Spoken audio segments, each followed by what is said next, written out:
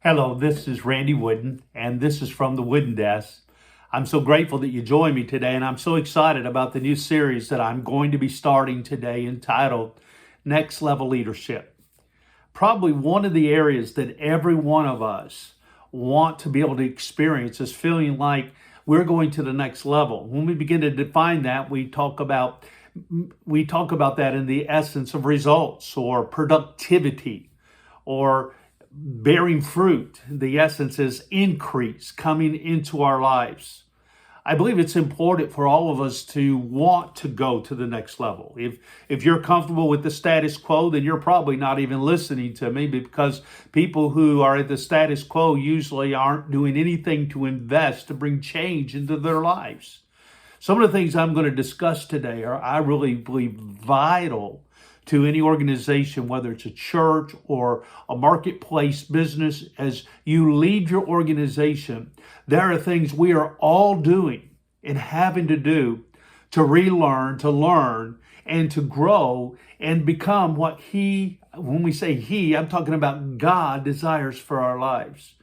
What I realize is, whether it is spiritually, whether it is personally, or even professionally, I have got to continually be invested in my life. Part of the reason why the Wooden Desk was even created was because I wanted a platform where I could share some things that I believe not only are practical, but are empowering to you, to your staff. And over the last year, it's been great to get some feedback from pastors and leaders, and even some lay people who said, man, I really got a lot out of that. And even had two pastors share with me that they were sharing it with their staff in a meeting. And then they would pause it and try to take time to discuss the episode. And many a times I try to leave each episode with questions or thoughts. And I would like to say that, especially in this series, every episode will be closed with a question or two questions that you can take with your team.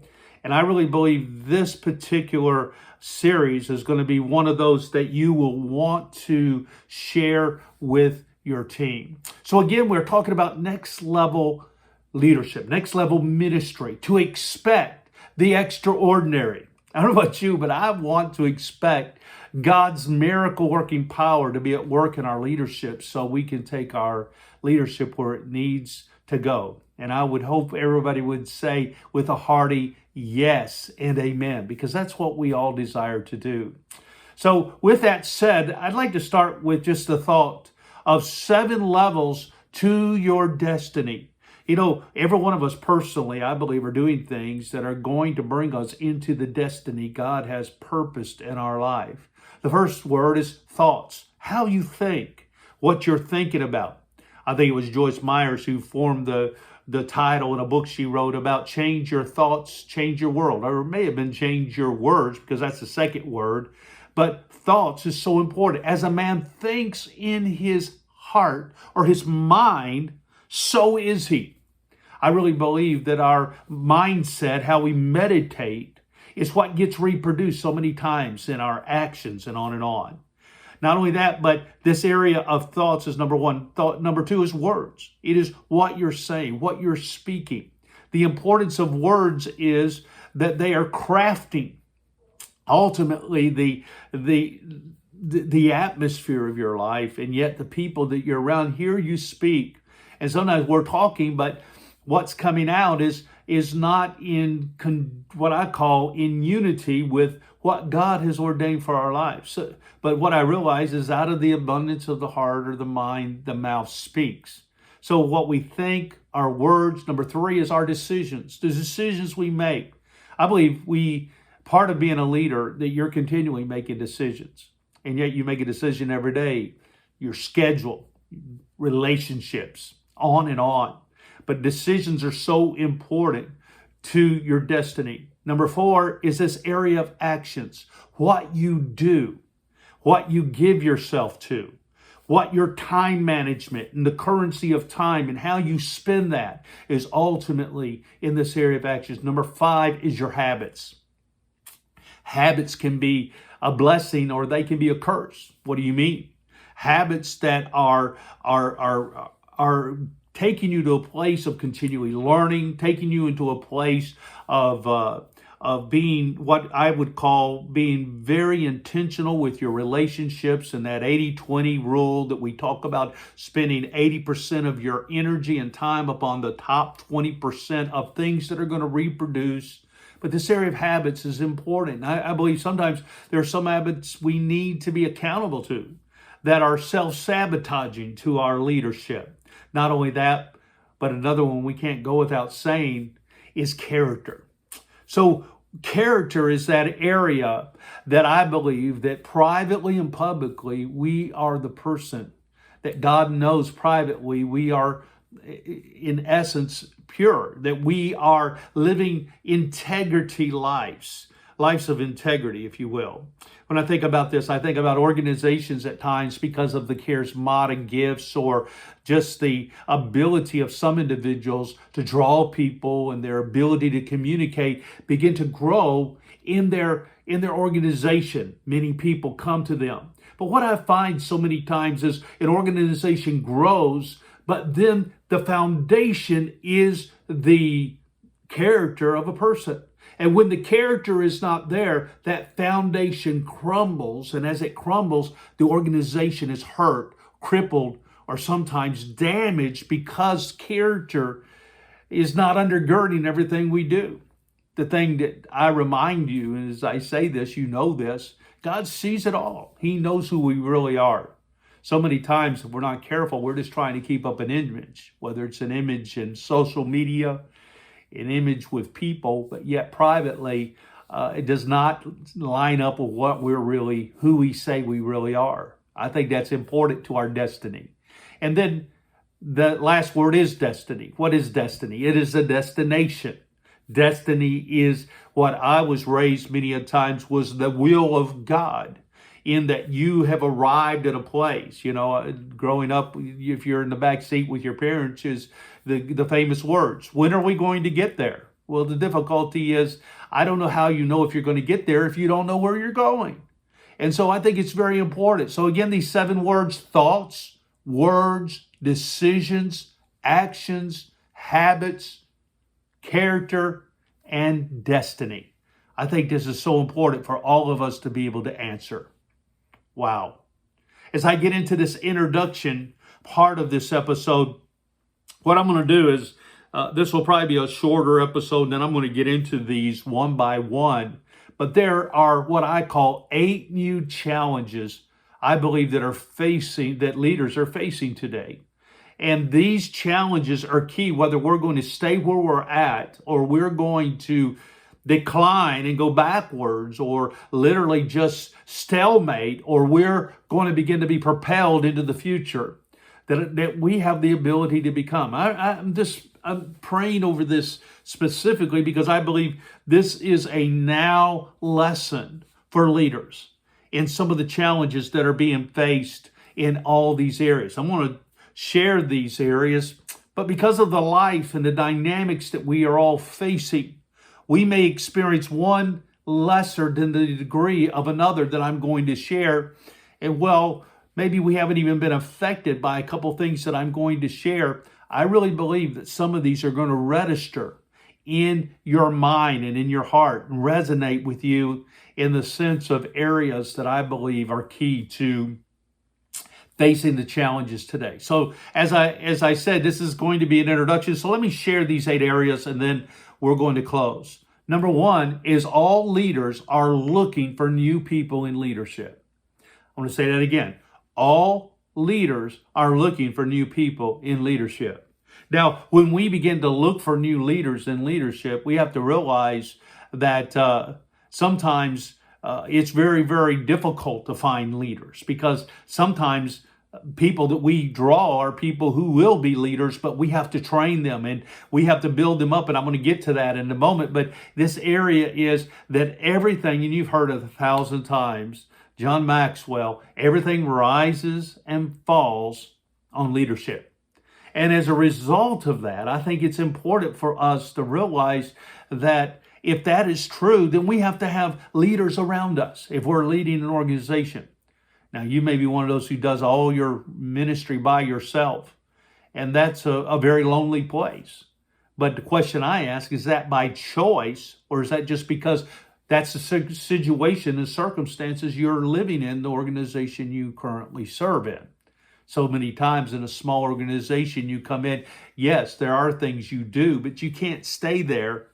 And you have to understand that this is a challenge for a lot of leaders, a lot of organizations, to have leaders to lead their organization. Number two is all leaders are experiencing new pains in their journey. Without a doubt, today it's been unprecedented. I talk to leaders all the time, and I'm hearing the woes, the difficulties, some of the hurts and the challenges that they're facing. We're going to deal with this challenge. Number three, all leaders are finding themselves in new places. What I mean by that is they're in a place of leadership. They've never led from this way or this position in this COVID, so to speak, environment that we've been through over the last 2.5 years, as well as just the sense of finding themselves in a place of people being in a different place. We're going to talk about this challenge. Number four, we're going to talk about all leaders need people to provide new perspectives. New perspectives. The way we think, the way we process is from our perspective. And if we're not bringing other people into our lives, or we're not listening or reading, then guess what? We're going to operate out of an old perspective rather than a new perspective. And I know I'm preaching to the choir in some sense in this subject, or in this thought right here about perspectives. But in my own life, I've had to change some of my perspectives about doing ministry. Is my ministry or my leadership from an old perspective or from a new perspective? Not only that, number five, all leaders are engaging with new priorities. We'll talk about the importance of priorities. Where do priorities come from? What are they? Because they're going to determine our success for tomorrow. Number six is all leaders are being fueled by new passions. Are you passionate today? Just as I am passionate, probably more than usual, about this set of lessons, because I really believe it is key to helping some teams. I believe it's important for us to realize is our passion is contagious. And so many times we are so poured out that when we come, we're numb. Or when we come, we, in a sense, just don't create excitement and the energy is needed for our organization. Boy, that's a danger point. And I've been there. I've literally been there where I'm going through the motions. I don't know about you, but I don't want to go through the motions. I want to create passion. Number seven is all leaders are embarking on new preparation. 2 years ago, I went back to school and I began to embrace some training that I had not had prior, and trying to relearn some things and understand that some of the things that I may have done in leadership, they were good things, but they don't work today. And we're going to talk about some new preparation that we may need to think about and add to our portfolio and add to our ability of skill set. Because I really believe that part of leading others is that we ourselves have continually got to grow. It goes without saying, but I'm going to say it anyway. If we want our people to go to a new level, we have got to have gone there first. So I really believe it's upon each of us as hearing this to say, oh God, let me not only have passion, but let me have preparation in a sense. And then the last point, the challenge is all leaders are excited by new possibilities. Now, each one of these that I shared in the essence of new people, new pains, new places, new perspectives, new what I call priorities, new passions, new preparation, and new possibilities. All of these areas, I really believe, are challenges. But yet, I really believe that as I speak into them, I believe a key is going to be given, an opening is going to happen. So with that said, I'd like to close this video by just simply asking you to take a moment personally or with your team and write those 7 areas. Let me just say that one more time. Leaders are looking for new people in leadership. All leaders are experiencing new pains in their journey. All leaders are finding themselves in new places. All leaders need people to provide new perspectives. All leaders are engaging with new priorities. All leaders are being fueled by new passions. All leaders are embarking on new preparation, and all leaders are excited by new possibilities. Now, as you've written those down, I'd like you just to take a moment and underneath each one of them, maybe just ask that question. The new people, how can we have more people? The new pains, what are some of the pains that we're struggling? I believe it stimulates some conversation that will allow us, because let me just say this before I close. So many times, in order for us to create new excitement, passion in us, we have to get some old stuff out.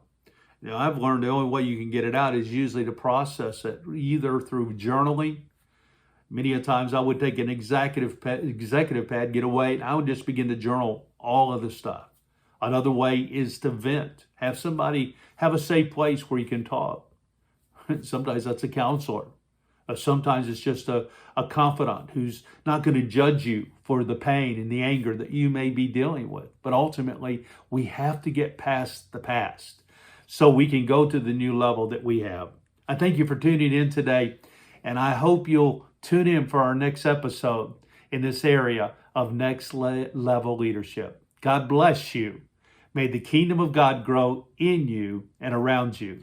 God bless.